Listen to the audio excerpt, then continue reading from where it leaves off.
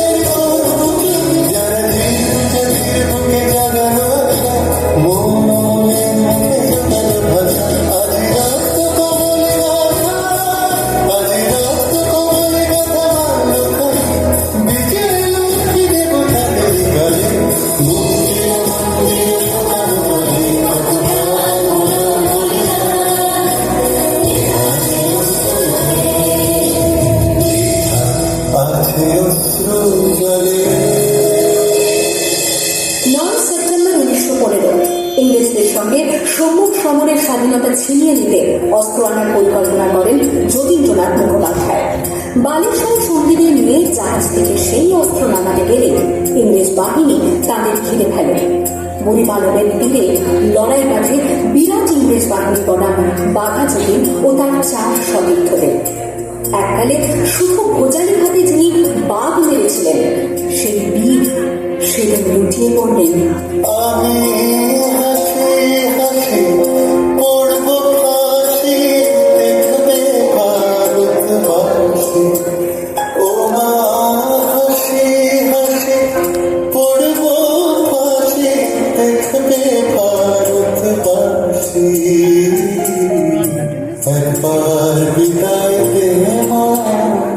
ঘুরে আসি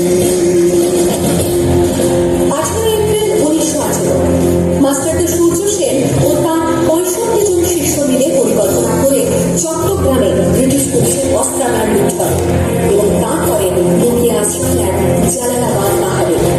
এই 4 দিন পর ব্রিটিশ বাহিনী খুঁজে বার করে মাস্টারদা ও তার সঙ্গীদের। সেদিনের অস্ত্রগত সূর্য ছিল সূর্য সেনের রক্তের রাঙা।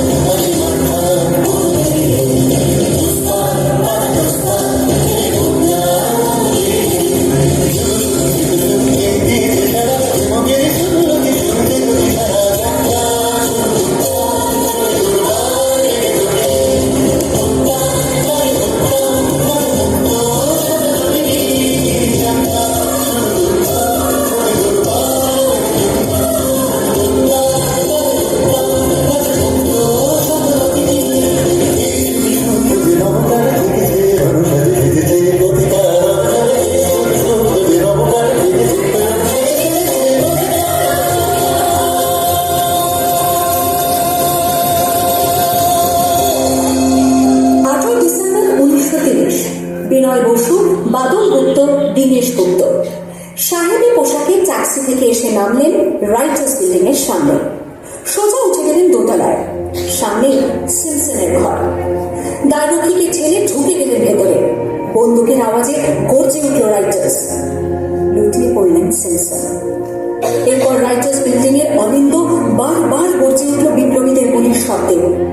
তারপর টেগার সাহেব তার বাহিনী নিয়ে ঘিরে ফেললেন বিনয়, বাদল, দীনেশকে।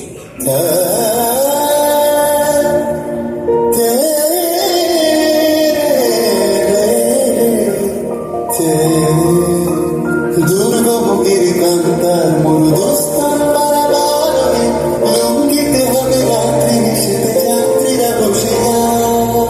24 সেপ্টেম্বর 1932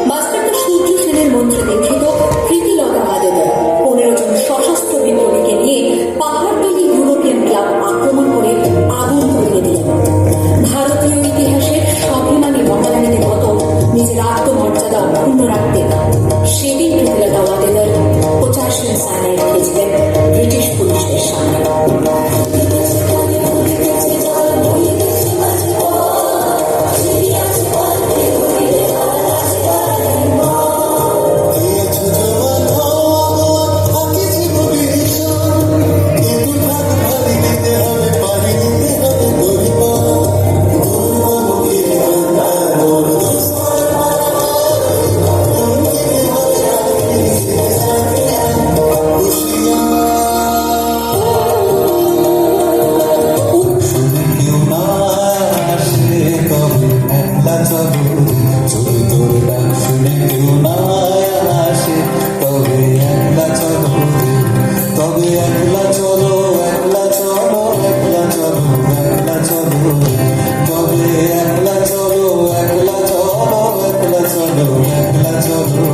যদি তোর ডাক শুনে কেউ না